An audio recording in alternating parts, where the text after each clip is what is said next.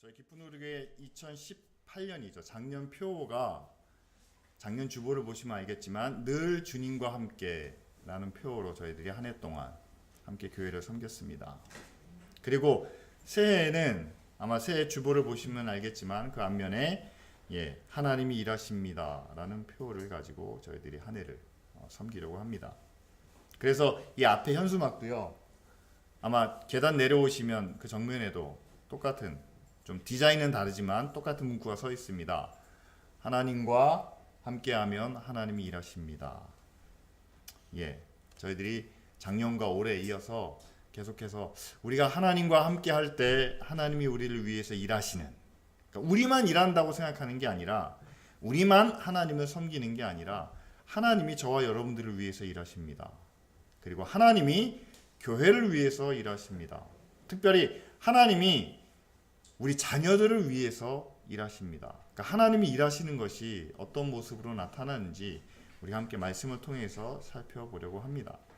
오늘은 특별히 하나님께서 과연 다윗에게 어떤 일을 행하셨는지 한번 말씀을 통해서 살펴보려고 해요. 그래서 오늘 본문은 다윗이 쓴 시편입니다. 특별히 다윗의 기도라고 나와 있어요. 다윗이 하나님께 어떤 기도를 드렸나. 그런데 내용을 보면 이게 과연 다윗이 쓴 게 맞나라고 생각할 정도로 내용이 조금 부정적이에요. 그런데 여러분, 다윗의 일생을 살펴보면 사실은 다윗이 하나님 앞에 기도할 때 늘 기쁘고 늘 감사하고 늘 만족합니다라는 그런 긍정적인 내용만 있지는 않습니다. 왜냐하면 다윗의 그런 삶을 우리가 한번 쭉 살펴보면 그럴만하다라는 생각이 들어요. 제가 그래서 다윗의 일생을 한번 살짝 정리해봤습니다. 그가 어렸을 때는요, 우리는 그냥 양치는 목동인데 굉장히 믿음이 좋은 소년이다라는 정도만 알고 있는데, 여러분 그렇지 않습니다. 믿음이 좋은 양치는 소년인 건 맞았는데, 여러분 선지자 사무엘이 그 아버지 이새의 집으로 가서, 그러니까 그 가족이 귀한 선지자를 맞이하니까, 손님을 맞이하니까 온 식구들이 다 모여 있는데 사무엘만 빠졌습니다. 아니, 다윗만 빠졌습니다. 뭘 의미하는 건가요? 손님이 왔을 때 누군가는 희생을 해야 됩니다. 누군가는 다 함께 모여서 먹고 마실 때 누군가는 뒤에서 뒷정리를 해야 된다는 거죠. 그게 누구였냐면 바로 다윗이었습니다. 양치는 목동일에서 막내라서 보낸 게 아니라, 중요한 일은 식구들끼리 다 함께 하지만 그러나 누군가는 뒤에서 정리를 해야 되잖아요. 누군가는 빠져야 되잖아요. 그 빠져야 되는 사람이 바로 다윗이었다는 사실이죠. 두 번째는 소년 다윗의 믿음이 얼마나 큰지, 골리앗을 물리치는 장면에서 골리앗은 칼과 방패를 들고 나오지만 나는 여호와를 믿는 믿음으로 나간다. 우리는 그 장면만 기억하는데, 여러분 생각해 보시길 바랍니다. 상대는 가장 힘있고 그리고 가장 여러분 승률이 높은, 다시 말하면 누구와 싸워도 이길 수 있는 장수가 나왔습니다. 그런데 이스라엘 가운데는 다윗이 등장하기 전까지는 아무도 그 전쟁터에 나서지 않았다는 사실이죠. 예를 들면 지금 우리가 미국과 아니면 우리가 중국과 함께 뭔가 전쟁을 치르고 있다고 한번 생각해 보세요. 전쟁은 가장 최첨단 무기를 들고 나와야만 합니다. 상대와 맞섰을 때 적어도 확률이 5대5 또는 6대4 정도는 돼야지 싸울 수가 있습니다. 그런데 아무도 나서지 않는 거예요. 왜냐하면 나가면 질 게 뻔하니까. 그런데 상대가 무슨 얘기를 하냐면요, 하나님의 이름을, 여호와의 이름을 모욕하기 시작합니다. 그런데 이스라엘 백성들이 여호와의 백성이다, 하나님의 백성이다라고 알고 있으면서도, 그 여호와는 참 신인 것을 그들이 믿고 있으면서도 골리앗 앞에는 아무도 나서지 않는다는 거예요. 그러니까 하나님을 욕하는 얘기를 그대로 듣고만 있습니다. 그런데 그 순간 하나님을 모욕하는 그 소리를 듣지 못하고 다윗이 뛰쳐나가는 거죠. 마침 그 싸움에서 이겨 다윗이 그 이스라엘의 영웅이 됩니다. 그래서 그 덕분에 여러분 사울 왕의 무기를 맡아서 관리하는 그냥 사울의 가장 가까운 측근이 되죠.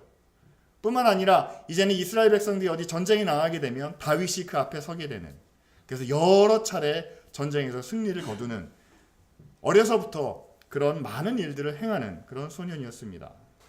그런데 여러분, 여기까지 보면은요, 다윗이 전쟁에도 이기고 또 믿음으로 골리앗도 이기고, 그러니까 그만큼 대접을 받아야 되지 않겠느냐라고 생각하는데 사실 그렇진 않다는 거예요. 다윗이 청년의 나이가 되었을 때는요, 사울의 딸, 다시 말하면 왕의 딸인 공주와 결혼을 하게 됩니다. 근데 이것이 원하는 결혼이 아니었어요. 하나의 정략 결혼과 같았습니다. 그리고 사울의 아들인 요나단과는 우정을 나눕니다. 이것이 나중에 도움은 주지만 그러나 다윗의 운명을 바꾸지는 못했다는 거죠.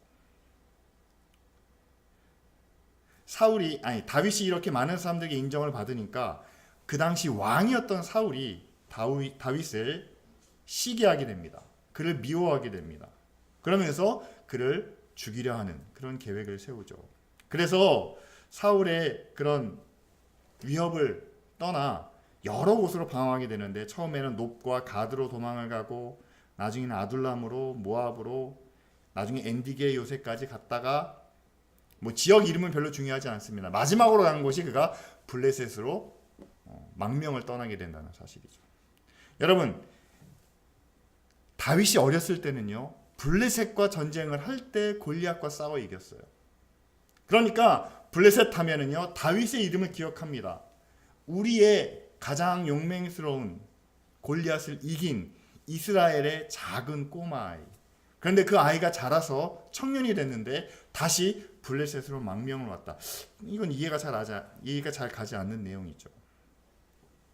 어쨌든 다윗이 사울을 피해서 블레셋까지 가서, 여러분 나중에 나오는 이야기지만요, 그래도 자기 목숨을 살려야 됐기 때문에 블레셋에서 예전의 다윗이 아니다, 골리앗을 이긴 다윗은 아니다, 이제 다윗은 그냥 힘없이 쫓겨다니는 도망자다라는 인식을 주기 위해서 사람들 앞에서 침을 흘리며 춤을 추며 미친 사람처럼 그렇게 자신을 가장하면서 살아갈 수밖에 없었다는 사실이죠.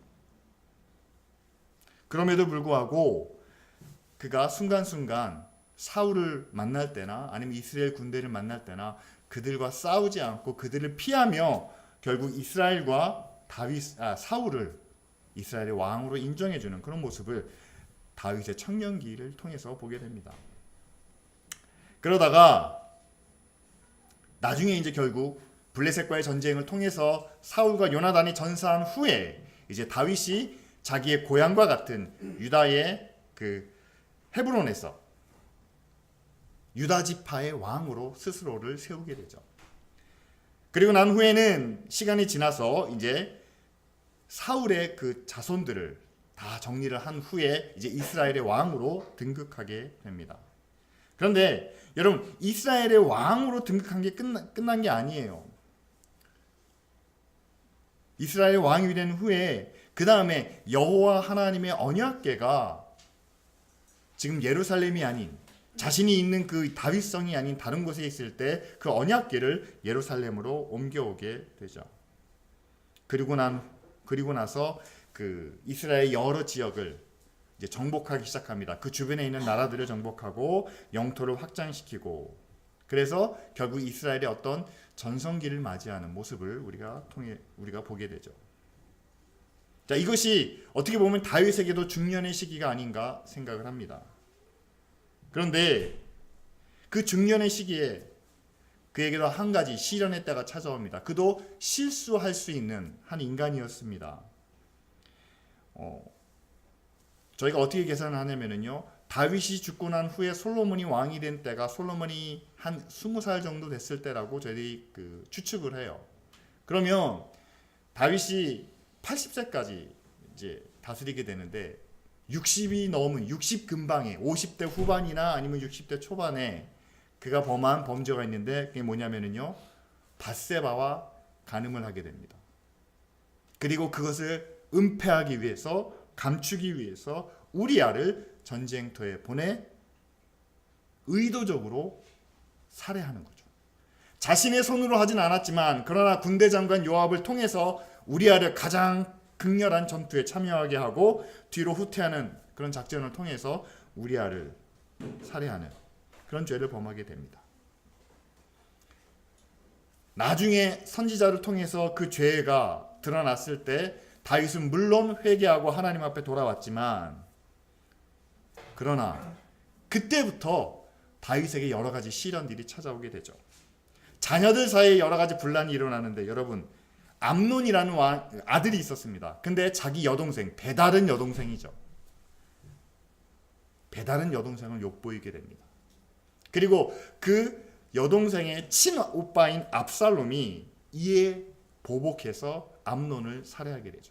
그러니까 베다른 형제끼리 서로 죽고 죽이는 그런 싸움이 일어나기 시작합니다. 뿐만 아니라 이 압살롬은 아버지까지도 배신을 하죠. 그래서 압살롬이 반역을 일으켜서 결국 다윗이 예루살렘을 떠나 피난길을 가게 되는 장면이 여러분 성경에 기록되어 있습니다. 그 이후에도요.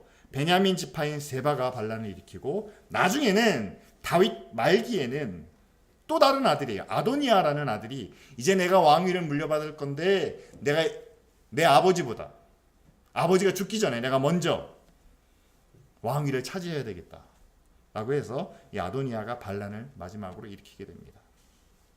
자, 제가 간단하게 요약을 해드렸는데 여러분 이 내용을 한번 살펴보시면은요, 지금까지 우리는 다윗의 가장 중요한 것들만 기억했다는 거예요. 믿음으로 나가서 골리앗을 이겼다.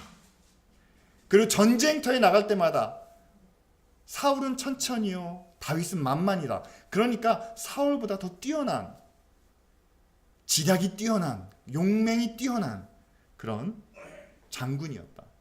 그리고 난 다음에 이스라엘을 차지하는 왕위에 오르는, 왕위에 올라서는 많은 영토들을 차지하는, 그리고 하나님 앞에 내가 여호와의 성전을 짓겠습니다 라고 서원했지만 하나님께서 너는 아니다. 그러니까 깨끗하게 물러나서 자기 아들 솔로몬에게 여호와의 성전을 짓게 하는, 그것을 위해서 많은 것을 준비하는 그런 위대한 임금으로만 우리는 기억하고 있다는 거죠. 굉장히 중요한 내용만 이렇게 싹 우리는 정리해서 알고 있는 그런 다윗의 모습입니다. 그런데 여러분 실제로 다윗의 모습을 바라보면은요, 다윗의 유년기는 불우했다는 거예요. 막내 아들인데 다른 형들과 함께 똑같이 대우를 받지 못했습니다. 다윗은 순수한 믿음을 갖고 있었는데 많은 사람들은 믿음이 없는 건 아니잖아요. 형들이 믿음이 없나요? 사울이 믿음이 없나요? 그 당시 제사장이나 선지자들이 믿음이 없나요? 아니요, 그들도 믿음이 있는데 그들이 갖고 있는 믿음과 함께 현실의 상황을 더불어 생각했다라는 거죠. 그러니까 골리앗과 싸워서 이기지 못하니까 골리앗이 아무리 하나님을 모욕해도 잠잠히 뒤에서 앉아만 있었다는 거죠. 그런데 다윗은 그렇지 못했습니다. 하나님의 이름이 모욕을 당할 때 본인 스스로도 고통을 느꼈다는 거죠. 그래서 뛰어나가서 골리앗을 상대하게 됩니다. 자, 그렇게 됐으면 왕에게 사랑을 받아야 되잖아요. 백성들에게 인정을 받으면 당연히 왕이 높이 사용해야 되잖아요. 그런데 사울이 그만큼 큰 그릇이 되지 못하기 때문에 다윗을 시기하고 결국 10년이 넘는 10여 년 동안 기간에 다윗은 도망자가 됩니다. 피해 다니는 거예요. 그 도망자의 삶 속에서 자신을 미친 척 할 수밖에 없는 그런 굴욕도 경험하게 됐다는 거죠. 여기까지만 봐도 여러분 다윗이 시편, 많은 시편들을 기록했는데 다윗이 하나님 앞에 그 고백하는 내용을 보면요, 여호와는 나의 구원이시오, 하나님은 나의 요새시며 나의 피할 반석이시며 나의 피난처이십니다. 아니, 당당한 왕이, 임금이 왜 그렇게 하나님이 나의 요새시고 하나님이 나의 피난처시고 하나님이 나의 구원이시고 뭔가 자신이 위기에 몰렸을 때, 수세에 몰렸을 때 찾아야 될 그런 하나님의 이름들을 언급하고 있는지 다윗의 삶을 보면 우리가 알게 된다는 사실이죠. 절대 권력을 가지고 있으면 뭐합니까? 자녀들끼리 서로 죽고 죽입니다. 전혀 예상하지 못했던 본인이 가장 사랑했던 아들 압살롬이 반란을 일으킵니다. 그 압살롬과 함께 믿었던 신하들이 힘을 모읍니다. 여러분, 그런 가운데 다윗이 하나님 앞에 기도한다는 거죠. 하나님 앞에 고백하는 내용이 바로 오늘 13절의 말씀입니다. 내게 향하신 주의 인자하심이 크사 내 영혼을 깊은 수월에서 건지셨습니다. 라고 이렇게 얘기하는 거죠. 하나님이 건지셨다는 얘기입니다. 다시 말하면 내가 아버지한테도 형들한테도 인정받지 못했지만 그러나 하나님이 보내신 사무엘을 통해서 사무엘이 그 형들에게 안수하지 않았습니다. 형들에게 기름 붓지 않았습니다. 막내 다윗에게 하나님의 이름으로 기름을 부었죠. 블레셋과 전쟁하는데 형들이 다윗에게 좀 핀잔을 줍니다. 야, 네가 싸우려고 나왔냐? 네가 왜 전쟁터까지 나왔냐? 너는 빨리 가라 라고 얘기하는데 다윗의 귀에는 하나님을 모욕하는 골리앗의 이야기만 들립니다. 어떻게 하나님의 이름이 저 이방인을 통해서 저런 모욕을 당할 수 있을까? 그가 뛰어나갔을 때 모든 사람들이 다 말렸지만 그러나 하나님께서 그의 손을 지금까지 사용했던 그 모든 일들을 사용하셔서 골리앗을 싸워 이기게 하십니다. 하나님의 구원이죠. 그가 사울을 피해 다닐 때도 몇 번의 위기가 있었죠. 아무 무기가 없는 상황 속에서 제사장을 통해서 도움을 받게 됩니다. 사람들은 점점 늘어가는데 먹을 것이 없는 상황 속에서 주변인들의 도움을 받게 하십니다. 블레셋에 왔는데 살아갈 방법이 필요하잖아요. 본인이 미친 것처럼 가장을 해서 결국 생명은 부재합니다.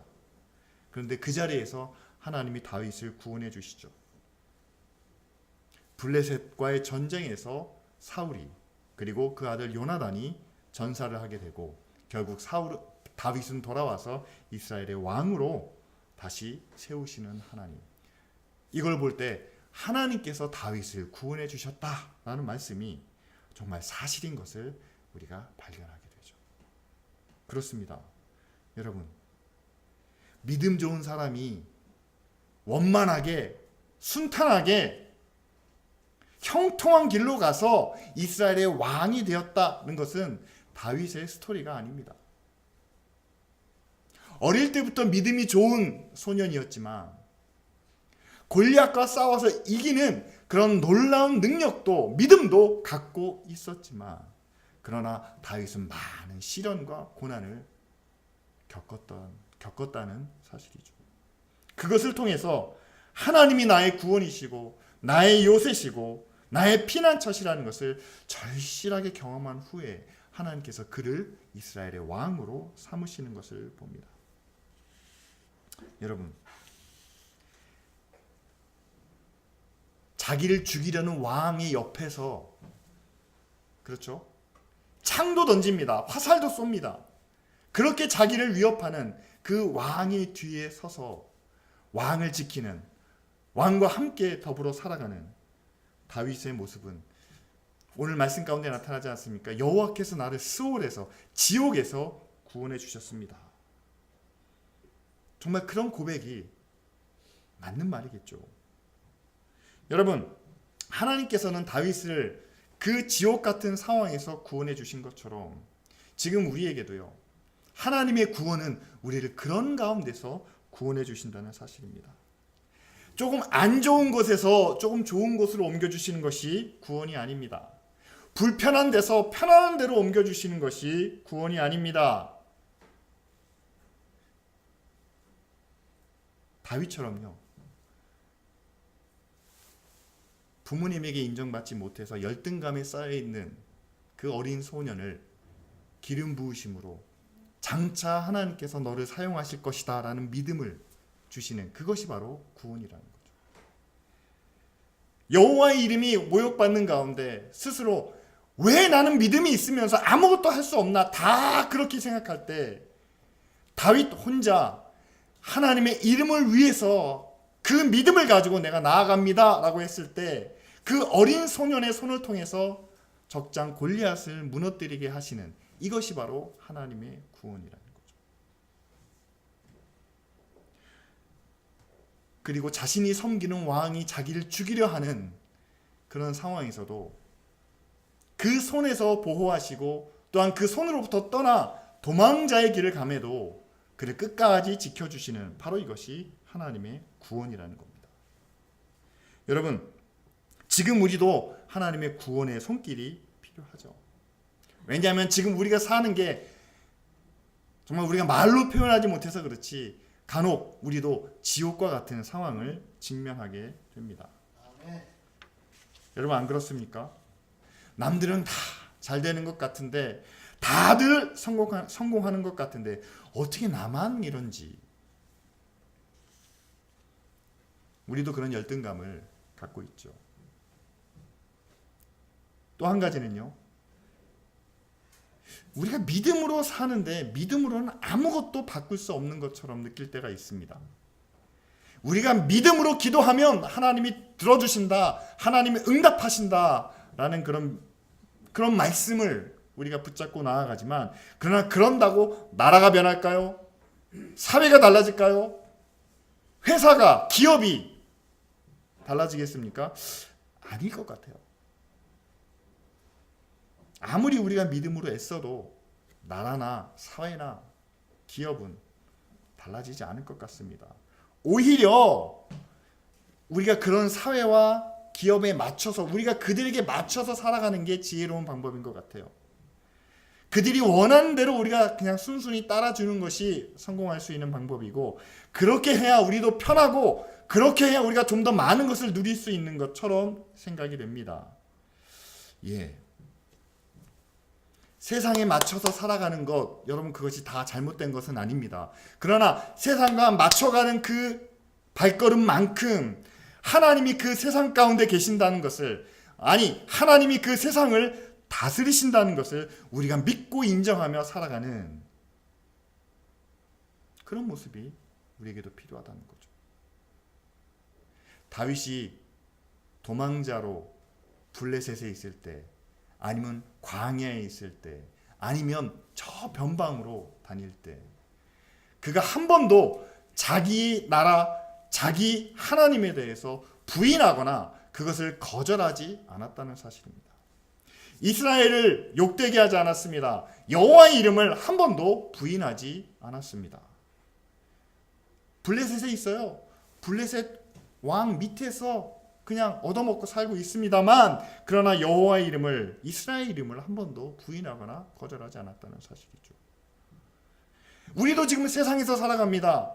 우리도 누군가의 밑에서 살아갑니다. 세상의 규칙대로 살아가야 됩니다. 사회의 질서를 우리가 지켜야 됩니다. 그런데 세상에서 우리에게 요구하죠. 질서는 대충 지키고 이익이 최선이다. 더 많은 것을 얻기 위해서는 적당히 이리저리 왔다 갔다 하면서 사는 것이 세상의 법이라고 우리에게 말하고 있습니다. 여러분 어떻게 살아야 될까요?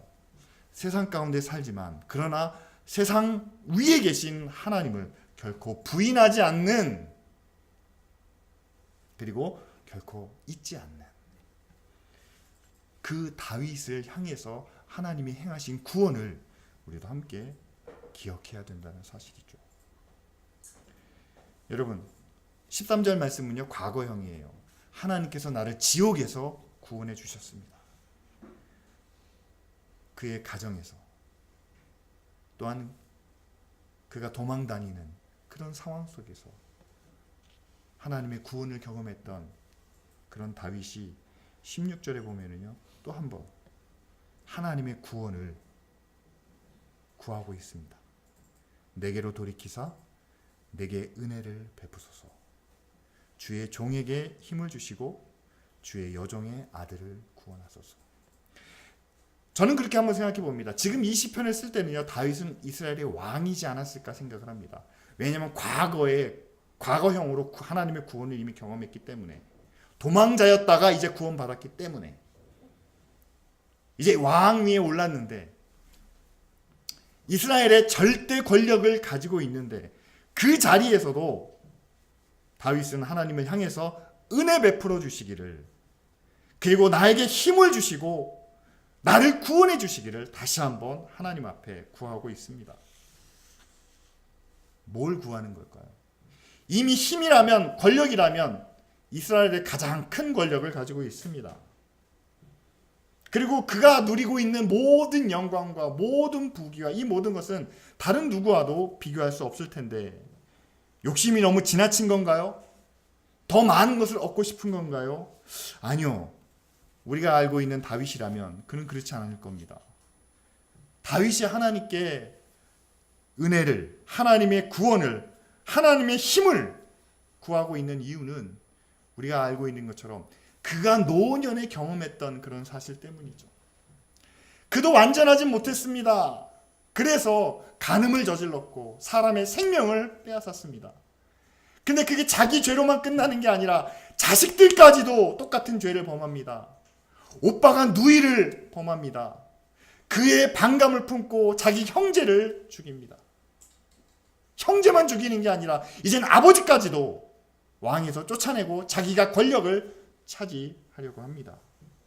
믿었던 신하들도 다윗을 떠나고 외면합니다. 여러분, 왕의 자리에 있다고 해서 모든 게 다 자기 뜻대로 되는 건 아니지 않습니까? 오히려 본인이 왕이기 때문에 주변의 많은 나라들을 무력으로 다스리고 있기 때문에, 여러분, 무력으로 정복하면 그만큼 적들이 많이 생긴다는 사실이죠. 따라서 자기 주변에 수많은 적들이, 수많은 원수들이 자리 잡고 있다는 사실이죠. 14절에 그렇게 이야기합니다. 하나님이여, 교만한 자들이 일어나 나를 치고 포악한 자의 무리가 내 영혼을 찾고 있습니다. 여러분, 여기서 교만한 자들이나 포악한 자들은요, 외부의 적을 말할 겁니다. 주변에 있는 암몬이나 모압 족속들, 얼마 전에 싸웠던 블레셋들, 뭐 이런 다른 민족들을 얘기하지 않겠어요? 그러나 외부의 적만 있는 게 아니라 내부의 적도 있다는 사실이죠. 아들, 자식들이 때로는 적이 되기도 한다는 거죠. 그래서 하나님 앞에 구합니다. 하나님, 하나님의 은혜를 베풀어 주십시오. 종에게 힘을 주십시오. 저를 다시 한번 구원해 주십시오. 하나님의 구원이 필요합니다. 지금 이 자리에서, 지금 이 상황에서 하나님의 구원이 우리에게 있어야 합니다. 그러면서 17절 말씀, 은총의 표적을 내게 보이소서. 그러면 나를 미워하는 그들이 보고 부끄러워하오리니 여호와여, 주는 나를 돕고 위로하시는 하나님이십니다. 은총의 표적을 보여달라고 이야기를 합니다. 자, 누군가 나를 공격하고 누군가 나를 무너뜨리려 하고, 그럴 때 우리는 본능적으로 우리를 막고 방어하려는 그런 마음을 갖고 있습니다. 그런데 오늘 다윗이 하나님의 은혜를, 하나님의 힘을, 그리고 하나님의 구원을 바랄 때는요, 그것 위에 또 한 가지 어떤 의미와 또 한 가지 목적을 가지고 있는 것 같아요. 은총의 표적을 내게 보이시며 나를 미워하는 자들이 부끄러워하지 않겠습니까? 라고 이야기합니다. 여러분, 다윗이 이야기하는 거예요. 적들이 나를 공격하라고 하는데 하나님의 은혜로 나를 지켜주시면, 하나님의 은혜로 나를 보호해 주시면 저들이 부끄러워하지 않겠습니까? 누구 때문에요? 다윗이 멀쩡한 것 때문에 부끄러워하는 게 아닙니다. 다윗과는 하나님이 함께 하신다는 것 때문에 그들이 부끄러워한다는 사실이죠. 여러분, 교회가 하나님의 은혜 안에 있어야 되고, 교회에도 하나님의 힘과 능력이 필요하고, 교회에도 하나님의 구원이 있어야 됩니다. 그런데 교회에 주시는 하나님의 은혜와 구원은 세상을 부끄럽게 하는 그런 구원이 되어야 한다는 사실이죠. 여러분, 교회가 하나님의 은혜 안에서 만약에 부흥하고 성장한다면, 교회가 부흥하고 성장하는 것 때문에 교회가 세상의 자랑거리가 되는, 봐라 우리가 이렇게 부흥했다, 이렇게 잘 됐다는 것 때문에 세상을 그걸로 기죽이는, 여러분 그런 부흥이 아니라 교회가 잘 되는 것으로 인해서 오히려 세상이 그것을 부끄러워해야 된다는 거죠. 교회를 부끄러워하는 게 아니라 자신들을 부끄러워해야 한다는 사실이죠.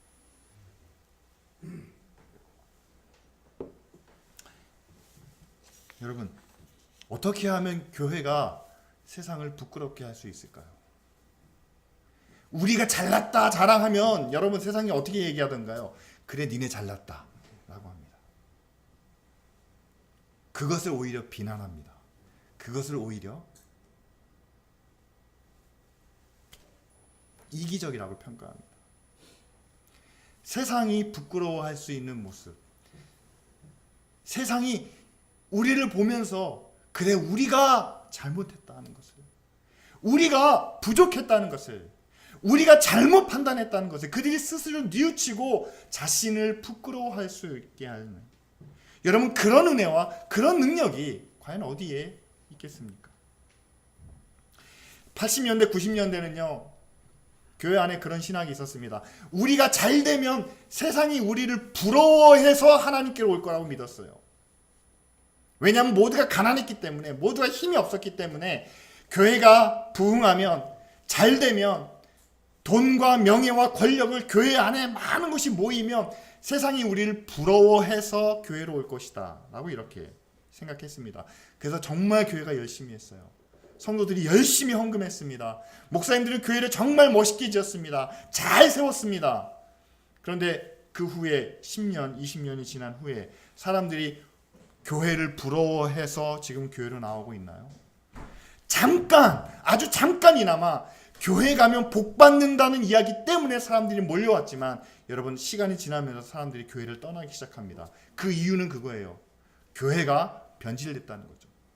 너무 많은 것을 가지고 있다는 겁니다. 너무 좋은 것만 따진다는 거예요. 좋은 것만 밝힌다고 이야기합니다. 사람들이 교회를 보고 부끄러워하지 않습니다.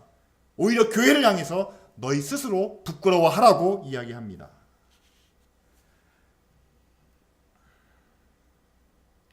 여러분, 지금 우리에게 필요한 하나님의 은혜, 그리고 하나님의 능력, 그리고 하나님의 구원이 과연 어떤 모습으로 우리에게 임해야 세상이 교회를 보고 부끄러워하겠습니까? 정말 교회가 의로운 능력을 회복해야 될 줄 믿습니다. 옳은 것과 사실과 진리를 분명하게 구별하고, 만약에 그것이 사실이라면, 그것이 진리라면 절대 부인하지 않고 그것을 끝까지 지키는 그런 의의 능력을 회복해야 나중에 자신의 모습이 거짓과 부정한 것으로 드러났을 때 세상이 그것을 부끄러워하지 않겠습니까? 진리가 아닌 것은 아니다고 말할 수 있는 그런 능력이 필요하겠죠. 사실이 아닌 것은 사실이 아니라고 밝힐 수 있는 그런 능력이 교회 가운데 필요하겠죠. 또 한 가지 세상이 부끄러워하는 모습이라면 몇 년 전에 크게 소개됐던 이야기죠. 수단에 가서 봉사하셨던 이태석 신부님이 계십니다. 그분이 의대를 졸업하고 이제 카톨릭 신부가 되신 거예요. 그리고 수단에 가서 현지인들과 함께 사역을 하시면서 그들을 치료하고 위에서 병원도 짓고 악기도 가르치고 스스로 자기를 낮추는, 그리고 많은 사람들과 함께하는 그런 사랑과 은혜의 실천을 통해서 많은 사람들의 존경을 받았습니다. 그리고 더 극적인 것은 그분이 스스로 몸의 병을 얻어서 한국으로 들어와서 치료받으시다가 이제 순교를 하시게 되는 거죠. 그걸 보고 저는 개인적으로 그런 생각이 들었어요. 그분의 삶이, 그분의 사역이 귀하고 복됩니다. 그건 아무나 할 수 있는 게 아닙니다. 특별한 상황이고 특별한 케이스죠. 그런데 저에게는 그렇게 다가옵니다. 제 마음이 그분의 마음과, 조건과 상황은 다르지만 제 마음이 그분의 마음과 비교했을 때 나도 같은 예수의 이름으로 구원을 받고 또 같은 복음의 증인으로, 예수의 증인으로 부르심을 받았는데 그분이 증인의 삶을 사신 것과 제가 증인의 삶을 살고 있는 것과 저는 아직도 많은 것을 가지고 있고 그분보다 훨씬 높은 자리에 높은 위치에 있고 아직 내려놓지 못한 것들이 많이 있는 것을 보며 스스로 부끄러워지는 것을 경험하게 되었습니다. 그렇죠. 여러분, 우리도 많은 것을 가지고 있고 그것을 누릴만 하고 누리는 게 세상적으로 전혀 잘못된 모습은 아닙니다. 그런데 그것을 다 누릴 수 있지만 다 가져도 되지만 그러나 여러분 예수 그리스도가 우리를 부르실 때 믿음으로 하나님의 자녀가 된 후에는 우리를 예수님의 증인으로 부르셨다는 사실입니다. 우리를 통해서 예수님이 나타나야 되고 예수님이 보여져야만 됩니다. 여러분이 잘 알고 계시는 그 이태석 신부님의 모습 속에는 예수 그리스도가 너무나 선명하게 나타납니다. 아무도 부인할 수가 없습니다. 믿는 사람이 봐도 그렇고 안 믿는 사람이 봐도 그렇고 기독교를 반대하는 사람들이 봐도 그 안에는 예수 그리스도의 사랑이 보입니다. 저의 모습 속에는 여러분들이 보면 그래도 목사님이니까 그래도 예수님의 말씀이 예수님의 모습이 그분의 사랑과 은혜가 보일지 모르겠지만 희미하다는 거죠. 희미하다는 거죠. 아직 희미하기 때문에 사람들이 시비 걸 수 있습니다. 아직 희미하기 때문에 사람들이 문제 삼을 수도 있습니다. 우리 안에 예수 그리스도의 모습이 좀 더 분명해지고 확실해지면 절대로 문제 삼지 못할 또한 부인하지 못할 그 예수 그리스도의 모습이 우리 가운데 나타나야 한다는 사실이죠. 다윗에게 하나님이 행하신 일이 있다면 먼저 하나님은 그를 구원해 주셨습니다. 열등감에서 구원해 주시고 그리고 사울에게 쫓겨 도망자의 신세로 다닐 때 생명의 위협으로부터 그를 구원해 주시고 그러다가 자녀들이 문제를 일으킵니다. 본인의 죄도 있습니다. 어쩔 줄 모르는 그런 상황에서 하나님 나를 구원해 주십시오 라고 이야기할 때 하나님께서 마지막까지 그가 생명을 다하는 날까지 이스라엘의 왕으로 그 나라를 잘 지켜갈 수 있도록 하나님이 그를 구원해 주셨습니다. 그리고 또 한 가지는 그 하나님의 구원과 더불어 다윗이 하나님 앞에 구하지 않습니까? 은혜의 표적을 내게 주시옵소서. 세상 사람들이 부끄러워하도록 하나님의 은혜의 표적을, 은혜의 증거를 주시옵소서 라고 했을 때 여러분 신약 시대에 다윗에 대한 평가가 있습니다. 사도행전에 나오는데요. 다윗을 향해서 하나님의 마음에 합한 사람이다 라는 평가를 받게 되죠. 다윗의 마음이 완전하고 흠이 없어서가 아니라 그러나 다윗이 마지막까지 하나님의 은혜를 하나님의 구원을 바라는 모습 속에 다윗은 하나님의 마음에 합한 사람이다라는 그런 마지막 평가를 받게 됩니다. 저는 하나님께서 다윗에게 행하신 것처럼 하나님께서 저에게도 그리고 여러분들에게도 함께 행하시기를 원합니다. 먼저 하나님께서 우리를 구원해 주시기를 구합니다. 하나님, 우리를 구원해 주옵소서.